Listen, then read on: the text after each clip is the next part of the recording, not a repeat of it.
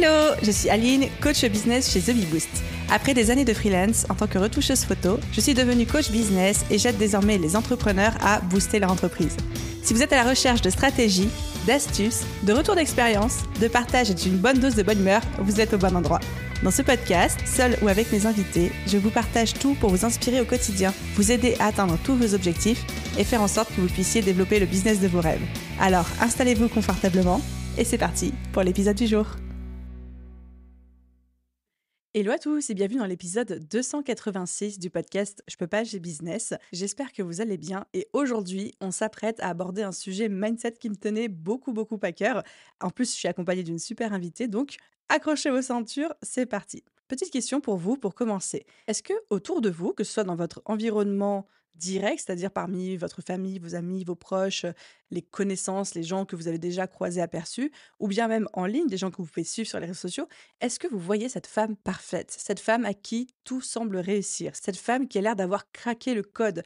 Elle a un corps magnifique, elle est toujours trop bien habillée, elle a l'air d'avoir une super réussite professionnelle, parfois même elle a une famille incroyable, ses enfants sont ouf, son mari a l'air idéal, son couple a l'air extraordinaire. Bref, on a l'impression que cette femme est bénie des dieux et a trouvé une solution à craquer le code de la matrice pour être littéralement parfaite dans tous les domaines de sa vie. Peut-être qu'au moment où j'ai prononcé ces mots-là, vous voyez très bien quelqu'un dans votre entourage, ou alors même peut-être que c'est ce qu'on dit de vous et que vous êtes cette fameuse femme parfaite. Et c'est de ça dont on va parler aujourd'hui. Cet épisode s'adresse à toutes les femmes, mais pas que. Je pense que chacun et chacune peut en retirer quelque chose. Aujourd'hui, on souhaite toutes et tous être parfaits. On souhaite tous et toutes vouloir coller à un idéal de quelqu'un qui réussit tout, dans tous les domaines de la vie. Une partie de nous sait pertinemment que c'est pas vraiment humainement possible et surtout que c'est pas sain, mais pourtant on a quand même du mal à se détacher de ça. Et sous prétexte de vouloir constamment et sans cesse s'améliorer dans tous les domaines de notre vie, ce qui est plutôt une bonne chose en soi, souvent on a tendance à penser qu'il existe un idéal dans lequel on a réussi tous les niveaux, on a un 10 sur 10 de partout et on se dit: «OK, je suis parfait dans tous les domaines». Et aujourd'hui, je reçois Julie van der Meulen, qui est une ancienne chercheuse en sciences politiques et aujourd'hui coach mindset pour les femmes et tout spécifiquement les femmes ambitieuses mais qui ont du mal à lâcher prise et à s'autoriser à ne pas être parfaites. Et Julie travaille tout spécifiquement autour de la thématique du Good Girl Syndrome, ce que j'appelle moi le syndrome de la bonne élève. Et si je devais paraphraser, je dirais le fait de vouloir être toujours parfaite, faire plaisir à tout le monde et surperformer constamment. Si ce que je viens de vous dire vous parle, alors vous êtes au bon endroit. Je vous laisse découvrir mon échange avec Julie. Vous allez voir, attention, prise de conscience en arrivage et petite baffe mindset, mais qui font du bien. Bonne écoute et je vous retrouve pour la conclusion. Hello Julie et bienvenue sur le podcast Je peux pas, j'ai business. Comment vas-tu? Salut Aline, je vais bien et toi? Bah très bien, merci beaucoup. Je suis trop contente, comme je te le disais en off micro juste avant, de t'accueillir aujourd'hui parce que on va parler d'une thématique qui est à la fois hyper récurrente et très vécue, expérimentée par beaucoup d'auditrices et d'auditeurs du podcast, et en même temps que je trouve pas si abordée que ça. Donc j'ai vraiment hâte de notre échange, je pense qu'il va être riche. Avant tout ça, j'aimerais quand même qu'on prenne le temps de faire les présentations. Si tu devais te présenter en 3 bullet points à quelqu'un, comment est-ce que tu le formulerais? Oh, on m'a jamais posé cette question comme ça. Je dirais point numéro 1, empowerment coach. Fan d'empowerment des femmes, ce serait le numéro 2. Et 3, je dirais curieuse et rigolote. Ok, qu'est-ce que tu entends par empowerment pour les personnes qui n'ont jamais entendu ce mot-là ou ce terme-là de leur vie? Oui, la traduction en français, ce serait empouvoirment. Moi, je préfère la version en anglais, je fais beaucoup de choses en anglais. Mais du coup, l'idée derrière, c'est de prendre ou reprendre son pouvoir. Ça, c'est vraiment l'idée qu'il y a derrière l'empowerment. Et donc, en tant que coach, ça veut dire, moi qui coach des femmes ambitieuses, ça veut dire aider des femmes ambitieuses à reprendre le contrôle de leur vie ou de leur business ou de leur carrière, mais ça vient de l'intérieur. Donc, c'est pas aller faire des choses à l'extérieur, c'est retrouver à l'intérieur de soi qu'est-ce qu'on veut vraiment et puis l'appliquer, quoi. Ça, ce serait ma définition de l'empowerment. Est-ce que ce serait juste de dire que tu es du coup coach mindset spécialisé en empouvoirment ou en empowerment, c'est-à-dire reprendre le contrôle de soi-même et du coup le contrôle après de sa vie, de son business, de sa carrière, etc. Ouais, c'est ça. C'est juste que quand la plupart des femmes, quand elles viennent vers moi, parce que j'attire un profil de femmes qui sont ambitieuses, souvent, elles viennent pas pour ça.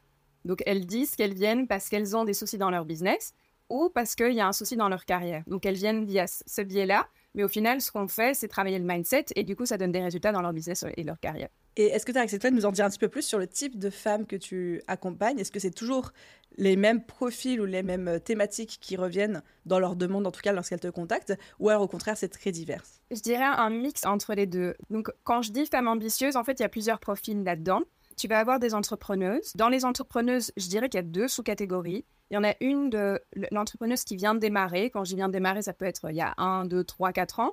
Enfin, qui n'a pas encore fait une grande réussite dans son business, mais qui se lance et qui fait tout le boulot derrière. Là, du coup, il y a des thématiques en commun de pourquoi est-ce qu'on n'arrive pas à grandir, qu'est-ce qui fait qu'on se auto-sabote au-delà des connaissances ou de l'expertise qu'on n'a pas. Et moi, c'est sur ça que je travaille. Tu as un autre profil qui vont être des femmes entrepreneuses qui ont déjà un business depuis un moment. Et là, les problématiques sont un peu différentes. Donc, il y a de nouveau cette tendance à rester petite, mais ces femmes gagnent déjà pas mal d'argent. Enfin, leur business gagne pas mal d'argent. C'est juste que souvent, elles-mêmes, elles n'arrivent pas à après se verser un salaire et où il y a des conflits dans la société. Enfin, il faut un peu réorganiser, quoi. Donc ça, ce serait le profil entrepreneuse. Et puis, d'un autre côté, tu as des femmes qui sont employées et souvent qui sont dans un niveau plutôt de manager ou directrice, CEO, enfin, un peu un niveau élevé dans les échelons d'une société ou dans les institutions européennes aussi. Je suis basée à Bruxelles, en Belgique. Donc, on a pas mal les institutions européennes. Et donc, là-dedans, tu as de nouveau plusieurs types de profils. Si je devais diviser, je dirais un profil de femme qui est malheureuse, donc qui est dans une carrière qui ne lui convient pas. Donc, elle a fait des choix qui ne sont pas alignés avec qui elle est et où elle n'arrive pas à avancer. Elle est bloquée dans un certain niveau. Le deuxième type de femme dans ça, ce serait une femme pour qui tout va bien, mais qui a envie en fait d'aller au niveau supérieur. Et donc, elle se rend compte qu'elle aurait besoin de justement un changement de mindset et un changement de comportement aussi à certains niveaux pour arriver à ce niveau-là, quoi. Donc, je dirais 4 gros profils dans tout ça. C'est à la fois hyper précis et hyper diversifié, Ouais. j'adore. Ouais, c'est pour ça que je t'ai répondu entre les deux. Difficile à répondre. Je comprends mieux, effectivement. Julie, du coup, avant qu'on commence à entamer le croustillant et le vrai sujet d'aujourd'hui, j'ai aussi prévu des petites questions en mode portrait chinois. L'idée, c'est que j'ai 5 questions que tu répondes au tac, et ça permettra de te connaître un petit peu plus pour les auditeurs, on va dire sur un pan plus... C'est pas personnel, parce que c'est pas des questions intrusives, mais on va dire que c'est plus rigolo, quoi. Me découvrir. Ça marche, c'est parti. T'es prête? Ouais. Alors, Julie, quel est un livre que tu as adoré récemment? L'Alchimiste, de Paolo Coelho. Je le relis tous les ans ou tous les 2 ans, tellement j'adore ce livre. Trop bien. Une citation qui t'accompagne au quotidien? J'ai une phrase qui est en anglais « Change is a 2 mm shift ». Et donc, que faire une transformation dans mon job, du coup, ça me le rappelle à moi et je le rappelle tout le temps à mes clientes, c'est qu'en fait, le changement, c'est pas un truc immense qu'il faut faire, c'est un tout mini changement qu'il faut faire là maintenant tout de suite. J'aime beaucoup. Le dernier achat dont tu es la plus heureuse? C'est ridicule, mais ma lampe. Ma lampe, je suis très contente. Ta lampe de bureau? Ah, mais j'adore. Écoute, franchement, si ça te met en joie à chaque fois que tu t'assois derrière ton bureau, ça valait le coup. J'étais trop fière en m'installant, là. Je me suis dit, jolie petite lampe que personne ne voit. Tu vois, mais c'est ça qu'on aime. Oui, mais toi, tu la vois, ça compte. C'est ça. 4e question, une application ou un outil dont tu ne pourrais pas te passer? Ouf. Oh, il y en a beaucoup. Je dirais maintenant, avec l'intelligence artificielle, ChatGPT est vraiment tout en haut de ma liste. Et probablement mes mails Google, c'est en numéro 2. Parfait. Et dernière question, quel est le plus beau compliment qu'on puisse te faire? Plus beau compliment qu'on puisse me faire, je pense que ce qui me fait le plus plaisir, c'est quand on me dit que ma présence a changé la manière dont les gens ils se sentent. Donc, parce que j'ai donné de l'énergie ou juste j'étais là et j'ai écouté, qu'on se sent, on est reboosté. Je pense que c'est la chose qui me fait le plus plaisir. Ah, c'est beau. Trop bien, merci de t'être prêtée au jeu à des questions. Du coup, Julie, on va parler aujourd'hui du syndrome de la bonne élève et on va faire aussi un lien avec le money mindset, donc on va dire la psychologie et l'état d'esprit autour de l'argent. Première question, on va faire comme les avocats font dans les tribunaux, on définit les termes. Qu'est-ce que le syndrome de la bonne élève? D'où ça vient? Qui en est atteint? Quels sont les symptômes? Enfin voilà, on veut tout savoir sur cette maladie rare et incurable. Non, pas du tout. Ok, t'as bien démarré le truc. Déjà, du coup, je vais faire un disclaimer à l'américaine. Je préviens tout de suite. Donc, moi, j'appelle ça le good girl syndrome. Juste au cas où je switch et à un moment, je ne le dis pas comme toi, tu le dis, le syndrome de la bonne élève. Donc, ce good girl syndrome, c'est un concept qui n'est pas très populaire. C'est quelque chose où moi, j'ai créé une espèce de cadre dans ma tête. J'ai un parcours de chercheuse avant. Et donc, j'ai gardé tout cet esprit analytique à tout le temps essayer de trouver des liens entre toutes mes clientes et voir comment est-ce que je peux les aider et optimiser mes séances de coaching.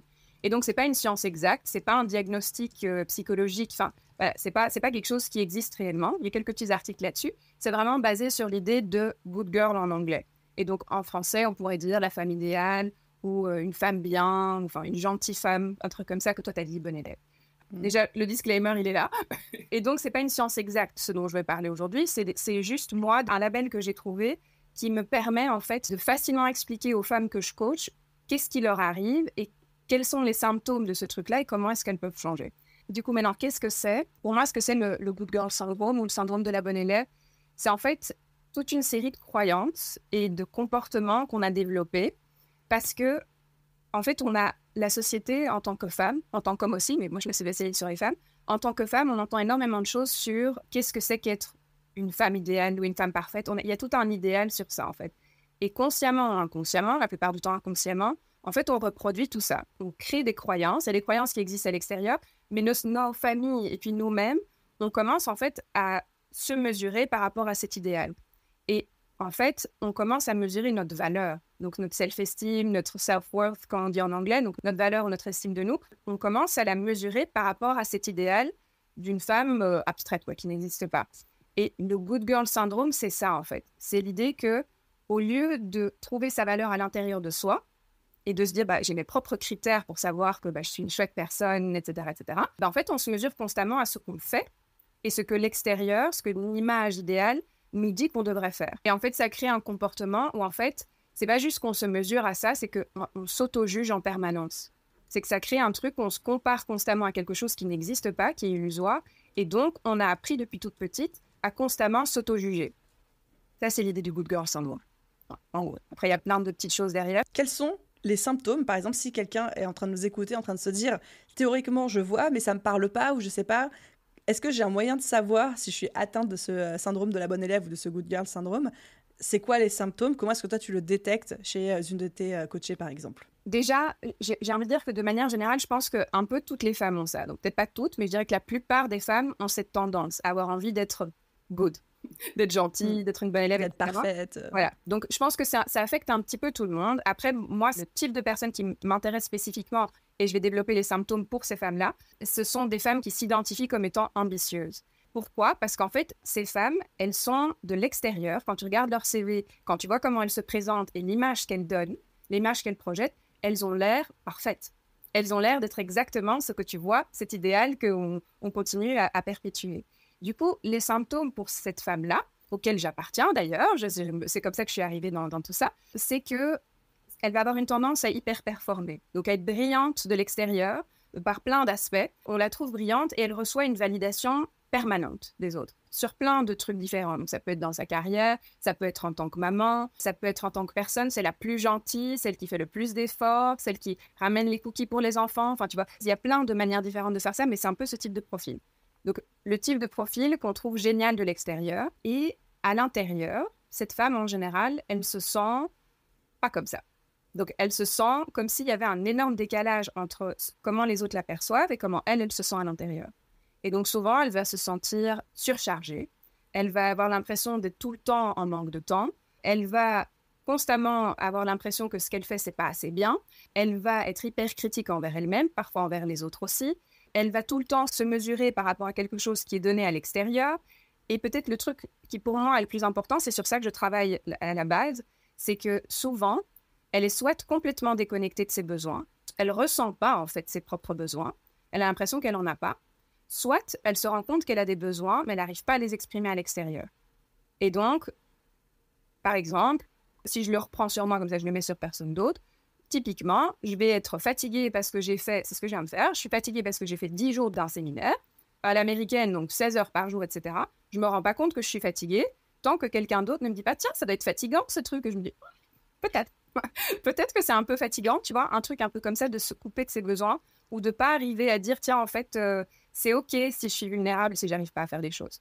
C'est hyper éclairant de l'entendre formuler et verbaliser de cette manière-là. Tu disais, je vais le mettre sur moi pour le mettre sur personne d'autre. Tu sais quoi, prends-moi comme cobaye pendant cet épisode. Je pense que tu ne prends pas trop de risques. Je me reconnais à 200% dans ta description. Donc ça va, c'est bien, on va faire ma thérapie en même temps que... Enfin, pardon, on va faire mon accompagnement en même temps que... On va enregistrer cet épisode, ça va être incroyable. Avec plaisir. Ne m'attendez pas à ça. Donc, ok, je me fais à présent la voix de toutes les femmes qui sont en train de nous écouter, y compris moi, qui sont en train de se dire « Oups, elle est en train de parler de moi, la dame, là, qu'est-ce qui se passe ?» Est-ce que tu trouves que ce syndrome de la bonne élève, où ce good girl syndrome est répandu plus chez les entrepreneuses. Moi, j'ai l'impression que oui, je le vois énormément, je le vis aussi. Et la question, c'est, si tu en arrives à la même conclusion que moi, est-ce que tu as une explication de pourquoi c'est particulièrement répandu chez les entrepreneuses? Alors, je trouve que oui, mais il y a un biais. Je ne sais pas si c'est objectif ou pas ce que je vais dire, c'est juste moi par rapport au type de profil que j'attire. Pour moi, en fait, c'est clairement présent chez toutes les entrepreneuses que j'ai pu coacher et que j'ai pu rencontrer. Mais je pense que c'est lié, mon hypothèse là derrière, c'est que je pense que c'est lié au fait d'être ambitieuse. Et que du coup, dans le fait d'être ambitieuse, il y a une envie de se dépasser qui est absolument géniale. Mais il y a souvent aussi une envie de se prouver quelque chose, de prouver au monde quelque chose ou de se prouver quelque chose. Et je pense que du coup, là-dedans, ça veut dire que par définition, si on essaie toujours d'être meilleur et de se dépasser, etc., on peut le faire d'une manière saine, je dis pas, mais j'ai souvent l'impression, en tout cas pour moi, tu vois, si je reprends sur moi, comme ça je vais rien sur toi, tu me diras après ce que t'en penses, mais pour moi, souvent les deux sont liés. Si je suis honnête avec moi-même, je me rends compte qu'il y a une part de ça qui est vraiment juste, je suis très curieuse et j'adore me dépasser, j'adore faire tout ça, mais il y a une part de ça qui est aussi juste, j'aime bien être la meilleure, je me compare constamment aux autres, je dois tout le temps faire un travail sur moi-même pour, voilà, pas me sentir mal par rapport à tous ces trucs-là, quoi. Donc, je pense que c'est pour ça que toi, tu le vois surtout chez les entrepreneuses. Moi, je le vois chez toutes les entrepreneuses que j'ai, mais je le vois aussi chez toutes les autres femmes dont je t'ai parlé avant, qui ont le même genre de patterns aussi, quoi. J'aime beaucoup le fait que tu le relis à l'ambition parce que effectivement, en te posant la question, je me suis dit dans ma tête et en même temps, je bosse quasiment exclusivement avec des entrepreneuses. Oui.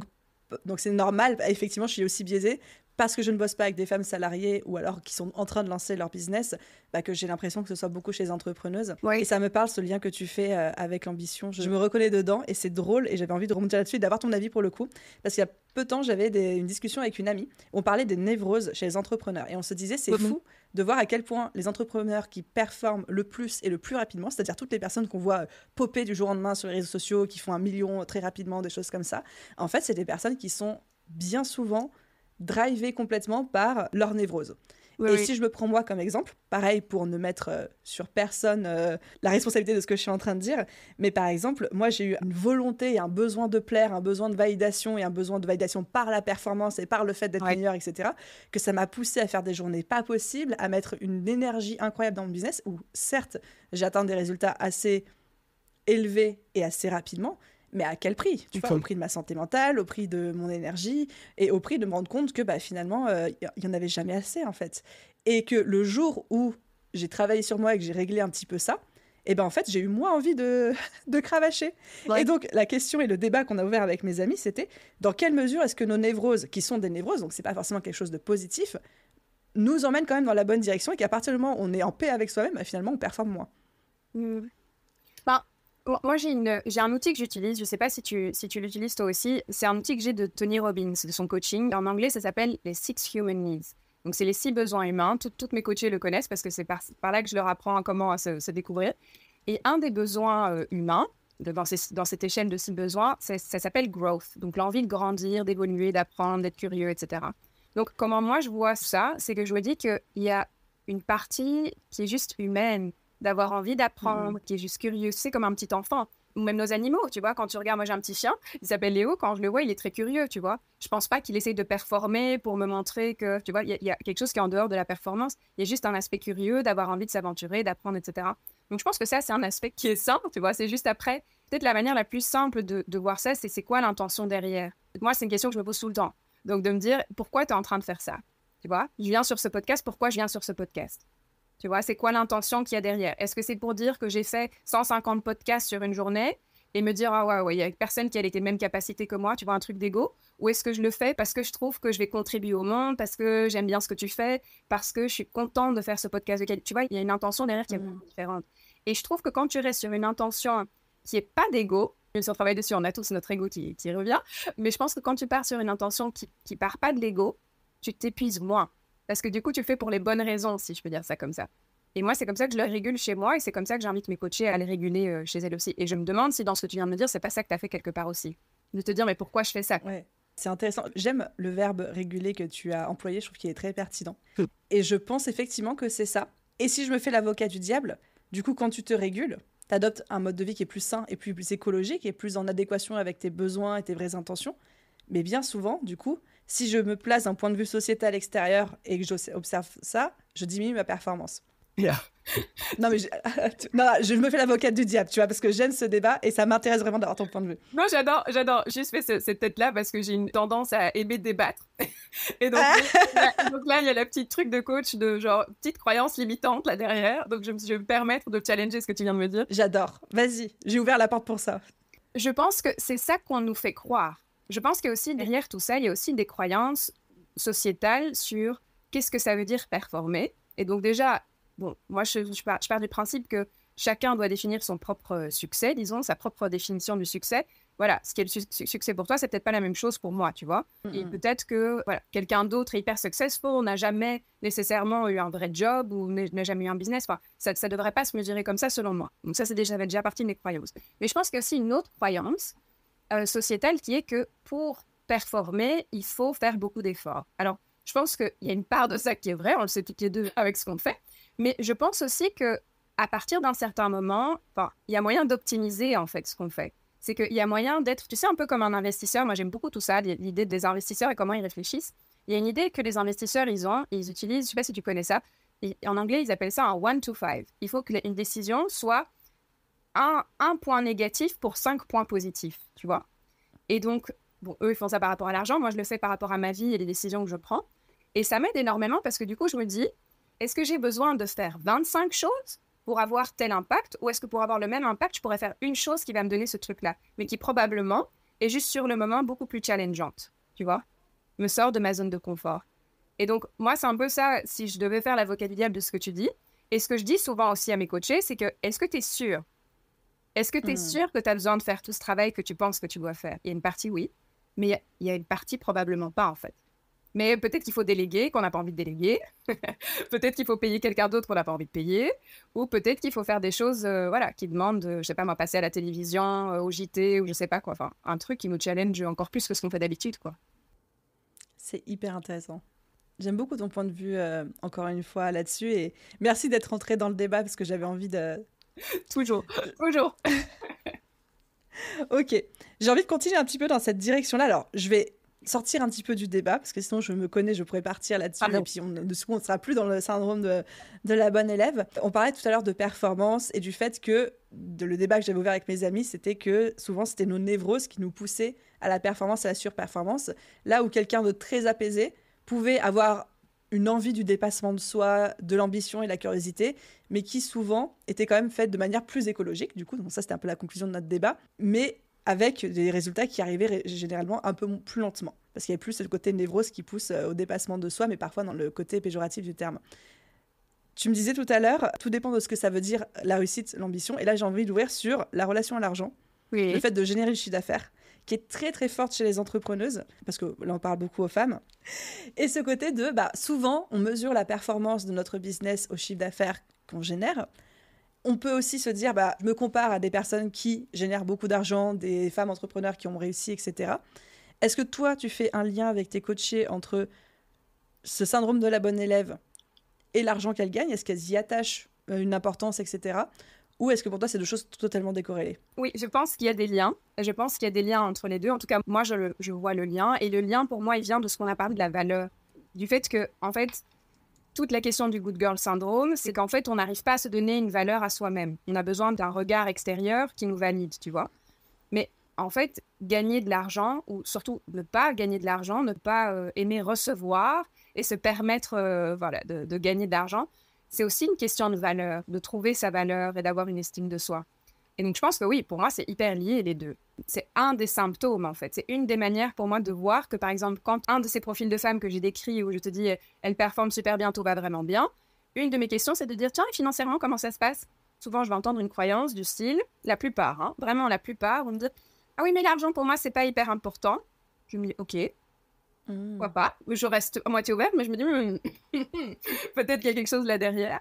Et en fait, après, je découvre que, en fait, souvent, ces femmes, même si elles font un certain chiffre d'affaires, soit elles se payent pas, soit elles se payent peu, soit leurs prix sont pas adaptés par rapport à ce qui existe dans le reste de leur industrie. Enfin, il y a toutes des choses qui sont là derrière quand tu creuses un petit peu. Donc, je pense que c'est vraiment lié. Et par rapport au good girl syndrome, je pense que là où c'est lié, c'est que finalement, le good girl syndrome, c'est s'identifier au fait d'être cette femme parfaite. Et dans notre société, en tout cas nous ici en Europe surtout, un peu moins aux États-Unis, mais quoique quand même, l'argent, c'est pas nécessairement un truc qu'on trouve bien. Alors, on commence Encore moins chez les femmes. notamment chez les femmes. Et donc, être une femme humble, être une femme gentille et tout ça, ça veut dire être une femme généreuse qui prend soin des autres, pour la plupart des femmes. Et du coup, il y a la question de dire, souvent, les femmes, quand elles me parlent, elles me disent « Oui, mais parce que moi, j'ai une tendance à être quelqu'un de généreux, j'aime bien donner de moi, etc. » Tout à fait d'accord, moi aussi, je fais ça, je fais du pro bono et tout ça. D'accord avec ça, mais du coup, en quoi ça t'empêche de gagner ta vie? C'est là que le blocage, il se fait. C'est que dans la manière dont elles conceptualisent leur idéal de femme, elles font pas le lien entre le fait que c'est possible d'être généreuse, tu vois, de faire les deux, d'avoir les deux, de se dire je peux être une femme hyper généreuse et donner de moi, et aussi gagner ma vie, et c'est tout à fait légitime, quoi. Donc je pense que ça se joue. Et donc, si je répète ce que j'ai entendu, c'est que on a l'impression dans notre vision sociétale, en tout cas très européenne et plutôt occidentale, de se dire qu'une femme parfaite, dans l'idéal qu'aujourd'hui on véhicule, c'est pas une femme qui gagne de l'argent, mais c'est une femme qui donne plutôt qu'une femme qui reçoit. Ouais. Oui, C'est ça. et le fait de recevoir, c'est vraiment le gros truc, quoi. Enfin, il y en a plusieurs, mais c'est vraiment un des gros trucs qui revient tout le temps chez toutes mes clientes, c'est qu'elles ont du mal à recevoir. Et au départ, elles ne le disent pas comme ça, elles disent « j'aime beaucoup donner ». Et après, je pose la question « et tu aimes bien recevoir ?» Non. Et moi, pareil, hein. Moi, c'est la même chose pour moi. C'est beaucoup plus facile pour moi de donner que de recevoir aussi. C'est drôle parce que la manière dont tu le partages, je me dis, parce que forcément, je me sens très concernée, comme je te l'ai partagé par ce Good Girl Syndrome. Et je me dis, moi, c'est marrant parce qu'effectivement, j'ai beaucoup de mal à recevoir. Et Oui. il y a quelques jours, j'en parlais encore avec une amie en me disant, en fait, j'avais besoin d'aide et j'étais incapable de lui dire. Ouais. Je l'ai dit, mais je l'ai exprimé peut-être à 1% de la détresse que je ressentais à ce moment-là. Donc, Ouais. forcément, le signal n'a pas été suffisamment bien compris. Et je me suis retrouvée très mal. Et en fait, du coup, on en reparlait, on débriefait de ça, etc. Et je me dis, effectivement, j'ai du mal à recevoir de l'aide, j'ai du mal à demander de l'aide, j'ai du mal à recevoir des cadeaux, etc. Par contre, l'argent, il n'y a pas de problème. Ça, je peux en recevoir. Ça, c'est débunké. Mais ouais, ça me parle. Tu reçois de l'argent, enfin, je passe en mode, je fais une petite parenthèse, mais je pense que ça peut être utile pour quelqu'un d'autre aussi. Tu dis que tu reçois facilement de l'argent dans le sens où toi, tu sais le gagner. Ou est-ce que quand quelqu'un te donne de l'argent, tu sais le recevoir? Tu vois la différence dans ce que je te dis? Alors, j'ai personne qui m'approche dans la rue en me tenant une liasse de billets. J'aimerais bien. Ouais. Je pense que je trouverais ça chelou. Non, si j'arrête d'extrapoler, etc. Si un membre de ma famille, par exemple, me donne de l'argent, j'ai pas de mal à le recevoir. T'as pas de mal de le recevoir. Ok. Non. Parce qu'il y a d'autres femmes qui savent gagner leur vie, parce que du coup, c'est un signe, tu vois, dans la validation, elles l'ont associé de cette manière-là, ce qui ne veut pas dire qu'elles savent recevoir de l'aide. Parce que du coup, la différence, c'est que quand elles savent gagner de l'argent, là, dans leur tête, elles ne sont pas vulnérables, elles sont en contrôle. Tandis que, tu vois la différence, et du coup... Est-ce que tu peux répéter ce que tu viens de dire, parce que je trouve ça hyper important? Ouais, c'est que donc, dans ce que tu viens de dire par rapport au fait de est-ce qu'on sait gagner de l'argent ou est-ce qu'on sait recevoir de l'argent, il y a une distinction à faire, c'est qu'il y a certains profils de femmes, surtout dans les femmes qui justement savent gagner de l'argent, que ce soit des businesswomen ou que ce soit des femmes qui sont employées, qui sont à un haut statut, c'est qu'elles sont OK de gagner de l'argent parce qu'elles sont en contrôle quand elles font ça. C'est un signal extérieur qui valide le fait qu'elles sont douées, qu'elles font bien leur boulot, qu'elles sont hyper performantes. Recevoir de l'argent, par contre, ces mêmes femmes, elles sont souvent incapables de le faire parce que recevoir de l'argent ou recevoir de l'aide, parce qu'en fait, ça te demande d'être vulnérable.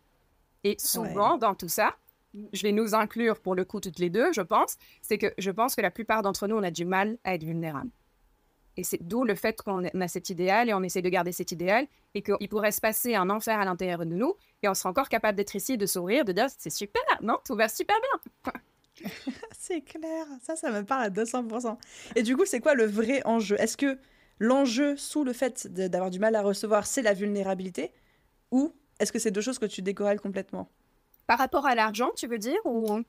Par rapport à l'argent, dans le cas, dans notre discussion, mais même de manière plus globale. Je pense en fait à toutes ces femmes qui sont en train de nous écouter, qui disent « ça me parle beaucoup ouais. ». Cette notion de contrôle, vs recevoir, vs j'arrive pas à me montrer vulnérable, etc.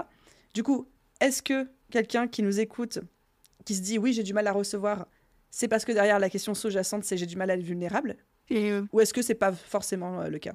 Mais je pense que c'est « j'ai du mal à être vulnérable », mais je pense que c'est aussi « j'ai peur d'être jugée ». Et le Good Girl Syndrome, en soi, c'est ça, tu vois, ce que je te disais au tout début, c'est de l'auto-jugement permanent. Et donc, nous, on se juge, en fait, d'être dans une situation où on a besoin d'aide. Dans notre propre enfer intérieur qu'on se crée dans ce genre de moment, on se dit tout plein de choses, en fait, qui sont horribles, qu'on dirait jamais à quelqu'un d'autre, mais qu'on se permet de se dire à nous-mêmes et qu'on trouve tout à fait légitime. Et donc, en fait, on se crée une espèce d'enfer où on n'aurait pas dû être dans cette situation. Et donc, l'admettre à l'extérieur, c'est déjà impossible. Mais donc, même si on arrive là, après, c'est encore un autre pas. Enfin, tu vois, ça demande des niveaux d'ouverture et d'accepter, en fait, qu'on n'est pas parfait. Pas parfaite dans ce cas-ci. Donc, c'est être vulnérable, mais c'est aussi accepter notre propre jugement, tu vois, et accepter qu'on a des failles. C'est accepter plein d'autres choses, quoi, qui vont avec le fait d'être vulnérable. Ça répond très bien à mon questionnement. Je suis assez d'accord avec toi. Toi, quels sont les exercices que tu aimes bien? Là, je passe un peu en mode solution. Ouais. Tant qu'on a bien creusé, qu'on a bien déblayé, que tout le monde voit son truc et est en train de contempler ses émotions en disant « Eh merde !» Donc moi, je me suis fourrée en écoutant cet épisode de podcast. Est-ce que toi, tu as des exercices de prédilection? Tu nous parlais tout à l'heure du 1 to 5, tu nous parlais des 6 Human Needs de Tony Robbins. Est-ce que toi, tu as des exercices que tu aimes particulièrement donner à tes clients pour travailler un petit peu ces thématiques de ne pas être parfaite, de savoir demander de l'aide, de savoir donner mais aussi recevoir, etc. Alors, j'en ai tout plein. Je suis vraiment Miss Outils. J'adore ça. D'ailleurs, en fait, j'ai une newsletter, elle est en anglais, donc je ne sais pas si ça va parler à tes auditeurs et tes auditrices, mais dedans, toutes les semaines, je propose, elle sert à ça, en fait. Il n'y a que des exercices et des questions que les gens peuvent se poser, donc si jamais ça peut aider, je peux peut-être te donner le lien vers ça aussi. Je le mettrai dans la description. Super, merci. Dans les outils qu'on peut utiliser, j'ai envie déjà de dire un premier truc qui est vraiment tout simple, et je suis sûre qu'elles le savent, mais j'ai quand même envie de le répéter. C'est que dans les moments où on est comme ça, dans un état anxieux et on est en train de s'auto-juger, etc., on se crée une montagne dans notre tête, donc souvent on est anxieuse. Il y a peut-être d'autres choses aussi, on est peut-être triste, etc., mais souvent il y a de l'anxiété là derrière. Et je dirais que le premier outil à utiliser, on dit la respiration et tout ça, moi ce que je conseille toujours, c'est de prendre sa main, la mettre sur son cœur, et tu respires 2-3 coups. Et ça fait déjà une différence immense. Et tu prends le temps juste en fait de te rappeler qu'en fait, c'est une montagne que tu te crées dans ta tête et que tu as une tendance, enfin je dis tu, mais je me parle à moi-même, que c'est une montagne que je me crée dans ma tête et que c'est pas réellement comme ça. C'est juste ma tendance à faire les choses. Je trouve que ça, c'est déjà un premier outil ou le premier step quand tu es dans un état comme ça. Après, par rapport à ce qu'on peut faire, par rapport à ce qui est de l'argent, mais aussi par rapport au good girl syndrome et comment est-ce qu'on se perçoit, je pense qu'une des choses qui peut être utile, c'est de se trouver des rôles modèles. Alors de nouveau, c'est truc tout simple, mais je pense que c'est hyper utile de trouver des gens qu'on admire, une femme, plusieurs femmes qu'on admire vraiment. Mais pas juste ah, c'est Beyoncé, tout le monde l'aime bien, on s'en fiche de si le reste du monde l'aime bien ou pas. Ça peut être notre maman, ça peut être notre grand-mère, ça peut être notre amie, ça peut être une star, voilà, que le reste du monde n'aime pas, on s'en fiche. Juste quelque chose que quand nous, on met notre main sur le cœur, et qu'on pense à cette personne, on trouve qu'elle est hyper badass. Idéalement, elle gagne bien sa vie. Ça, ce serait chouette. Comme ça aide avec la question de l'argent. Et du coup, l'idée, ce serait de voir un petit peu, elle est quoi cette femme? C'est quoi son identité? Quand nous, on l'aperçoit, on voit quoi chez cette femme? Et ça, déjà, en fait, ça permet dans tout ce qui était par rapport à la question de l'argent. Je trouve que trouver une femme qu'on trouve géniale et qui gagne bien sa vie, pour moi, par exemple, je sais qu'elle est controversée, mais moi, j'adore Oprah, tu vois, aux États-Unis. Et donc, Oprah, pour moi, ce que j'adore chez elle, c'est que c'est un exemple pour moi de quelqu'un qui a un impact immense et qui, en partie, utilise son argent pour faire ça. Alors, il y a un débat de est-ce que c'est vrai, est-ce que c'est pas vrai. Moi, en tout cas, c'est comme ça que je l'aperçois, tu vois. Et ça me permet, dans les moments où j'ai des moments de doute, où je me dis, est-ce que c'est correct d'avoir ces tarifs? Parce qu'évidemment, j'ai ça aussi comme tout le monde.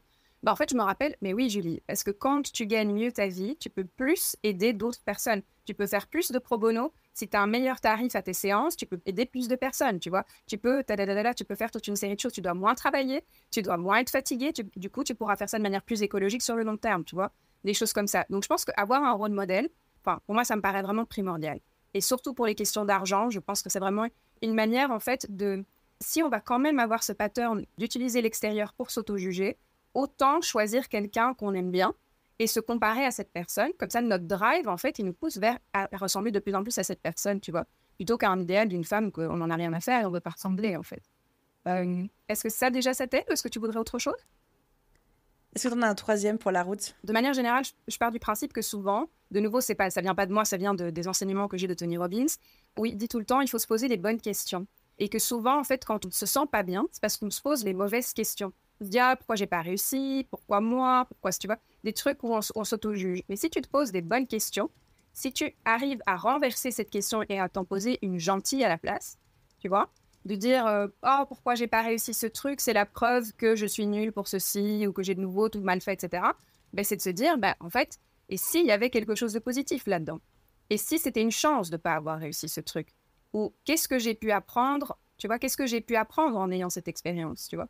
Ou qu'est-ce que j'ai quand même bien fait, même si j'ai raté. Même si le résultat, c'est j'ai raté aux yeux du monde, moi, je me suis quand même présentée, j'ai quand même fait ça, j'ai quand même, tu vois, des questions comme ça. Et donc ça, c'est peut-être un point. Et un sous-point dans ça, la manière la plus simple de faire ça, c'est d'utiliser le « et si c'était facile ?»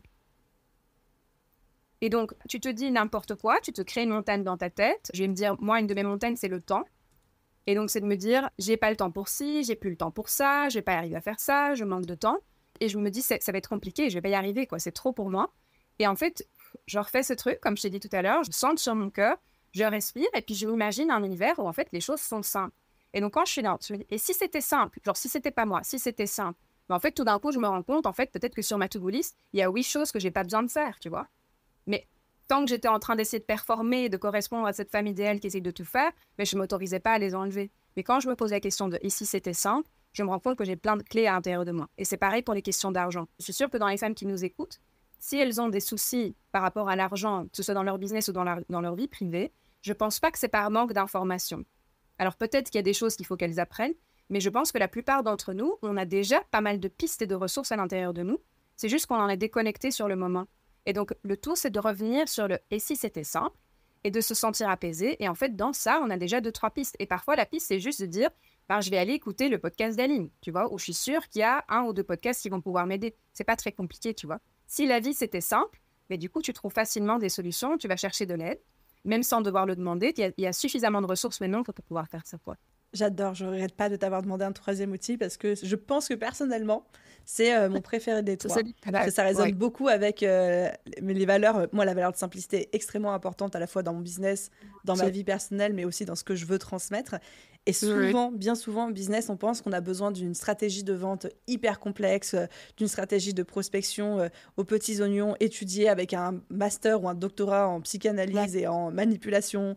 Enfin, on s'invente toujours un mécanisme, enfin on s'imagine en tout cas des mécanismes très compliqués pour expliquer pourquoi est-ce que certains réussissent et pas d'autres. On pense qu'il y a des secrets, des choses comme ça, et de juste ramener tout ça à cette question de et si c'était simple, et de se rendre compte qu'au final, généralement ce sont les actions les plus simples qui produisent les meilleurs résultats, et juste d'accepter que c'est aussi simple que ça et qu'il faut juste passer à l'action, ça déclenche, je trouve, beaucoup de prise de conscience.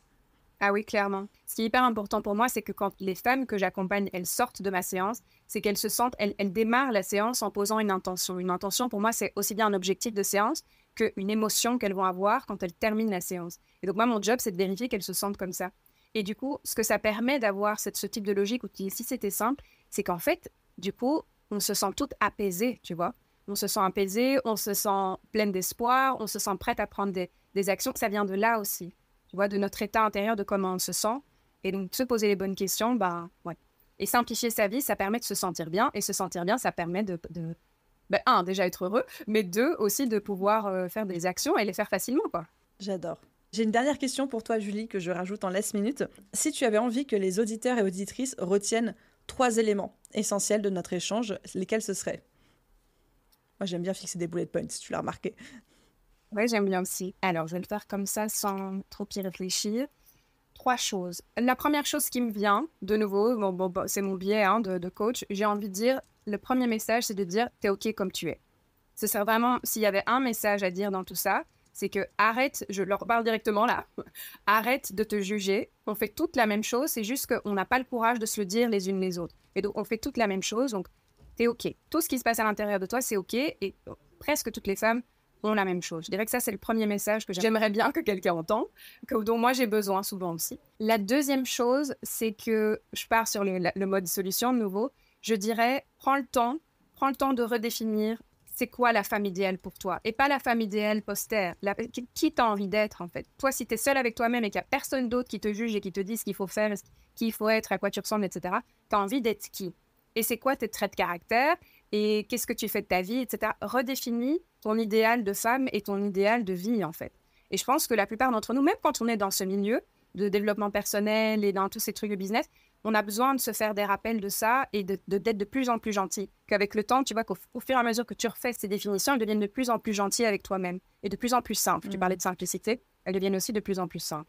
Donc ça, je dirais que ce serait la deuxième chose. Et peut-être je vais en faire une troisième par rapport à l'argent. J'en ai pas parlé, mais une de mes grandes croyances à moi qui me sert beaucoup, c'est de me dire que tout dans la vie s'apprend. C'est très rare qu'il y ait quelque chose qui ne s'apprenne pas dans la vie.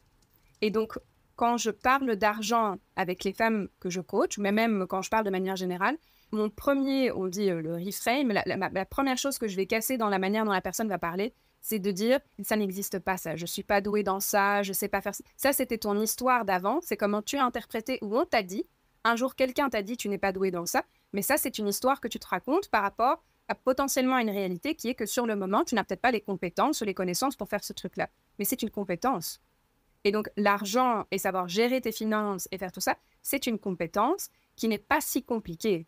Donc, je dirais, c'est une compétence. Si je peux me permettre de faire un petit 3.A, j'ai envie de rajouter que aussi, parce qu'on parle surtout à des entrepreneuses, oui, tu vois, toi, tes bullet points, c'est moi, mais moi, je veux des alinéas. Non, mais je suis amoureuse de ton cerveau. On sent le cerveau de la chercheuse, mais j'adore.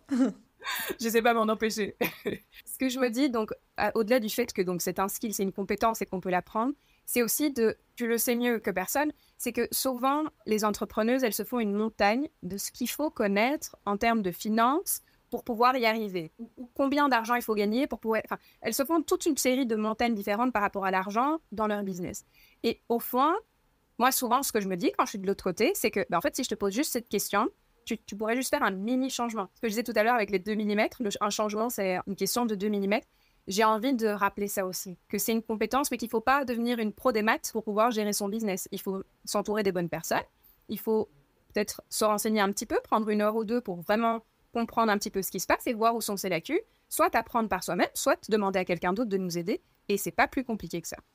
C'est le point de départ, pas rester enfermé dans ses croyances et dans ses peurs. Ça démarre par ça. Le changement, c'est un tout petit machin et ça ne demande pas des montagnes et, comme tu dis, un doctorat en mathématiques ou en je sais pas quoi, ou un MBA pour avoir un business. J'adore. Donc, si je récapitule, c'est 1, tu es OK comme tu es, arrête de te juger. 2, prends le temps de définir et de redéfinir c'est quoi la femme idéale pour toi. Et 3, tout dans la vie s'apprend. Trop bien, merci beaucoup. Et Julie, du coup, tu m'as transmis, tu as un quiz qui est disponible sur ton site pour si jamais on veut savoir si on est atteint de ce fameux syndrome de la bonne élève, de ce good girl syndrome. Si OK que je le partage en description pour les personnes qui seraient intéressées de savoir, qui seraient en hésitation peut-être. Oui, avec grand plaisir. C'est juste en anglais, du coup, comme tout ce que je fais. Mais oui, avec plaisir. Ça aide quand même pas mal à comprendre quels sont nos symptômes et comment ça se manifeste. Il y a une petite explication de qu'est-ce qu'il faut faire une fois qu'on a compris où on en est par rapport au good girl syndrome aussi. Eh bien, je mettrai le lien dans la description, puis j'irai le passer. C'est juste pour vérifier si ça fonctionne bien. Hein. Tu me diras ce qui en ressort. Exactement. Et donc, pour toutes les personnes qui nous auraient écouté et ou qui auraient passé ce quiz et qui se disent « Oh là là, ça y est, je suis dans la merde, j'ai besoin d'une Julie dans ma vie », où est-ce qu'on peut te contacter et comment est-ce qu'on peut travailler avec toi? Qu'est-ce que tu proposes? Je pense que le plus simple, c'est de me contacter via LinkedIn. Donc, si on a LinkedIn, juste taper mon nom, Julie van der Meulen, et puis regarder un peu ce que je fais. Toutes mes informations sont là, j'utilise vraiment comme une vitrine. Donc ça, c'était de la manière la plus simple. Et puis juste envoyez-moi un petit message et je répondrai. Même si c'est juste pour donner un conseil ou quoi, je suis toujours disponible pour aiguiller, même si c'est pour aller vers un thérapeute ou quelque chose comme ça. Parfois, on a besoin de quelqu'un qui puisse nous rediriger, faire un peu le triage. Et comment je travaille? Je fais des séances de coaching, en fait. Donc, je propose des programmes. On peut faire soit à la séance, soit de prendre un package, soit un package de 5 séances, soit un package de 10 séances en fonction du type de problématique. Et donc, si on a une problématique spécifique, par exemple, j'ai du mal à me payer un salaire dans mon business ou j'en sais rien, moi, dans ma carrière, j'ai envie d'augmenter d'échelon, mais je n'y arrive pas, je ne sais pas quel skill il me manque, on passe plutôt sur un package à 5 séances. Si on se rend compte qu'il y a quelque chose de plus profond, le quiz aidera avec ça aussi. Si on se rend compte qu'il y a quelque chose de plus profond, on se dit, mais en fait, j'ai un souci, j'arrive pas à identifier ma propre valeur et ça se manifeste dans plein de domaines de ma vie. Plutôt passer sur un plus grand package pour avoir bien le temps de travailler tout ça, quoi. Donc voilà, c'est comme ça que je travaille. Merci beaucoup, Julie. Et puis du coup, merci aussi pour ton temps et pour tout ce que tu nous as partagé. J'ai appris beaucoup de choses. J'ai fait des prises de conscience aussi. C'était très précieux. Je pense que ça va être un super épisode, donc merci pour ça. Oh, merci à toi. C'était vraiment trop cool. Et merci pour tes questions. Mais tout le plaisir était pour moi. Et je te dis à très vite. Et voilà les amis, j'espère que cet épisode de podcast vous a plu. Encore une fois, tous les liens que Julie et moi avons cités sont disponibles en description de cet épisode de podcast, que ce soit le lien de la newsletter de Julie, du quiz qu'elle a créé ou bien de son LinkedIn si vous souhaitez la contacter. Et en termes de conclusion, je ne vous refais pas tout l'épisode. Il y a énormément de choses dont j'ai pris connaissance. Il y a énormément de choses que je retiens de cet épisode. Mais je pense que celle qui m'a le plus marquée, c'est cette phrase qu'elle a dite: « Quand on ne se sent pas bien, c'est qu'on se pose les mauvaises questions. Et vraiment, cette phrase, elle a résonné fort en moi en me disant: C'est une bonne manière de voir les choses et c'est vraiment quelque chose que je vais essayer de mettre en place dans mon quotidien». De me dire: «Quand je me sens pas bien, c'est que je me pose les mauvaises questions». Donc voilà pour mon partage. Encore une fois, j'espère que cet épisode vous aura plu et je vous souhaite à tous une excellente journée, soirée, après-midi, nuit, où que vous soyez. Je vous dis à très vite dans un prochain épisode. Bye tout le monde!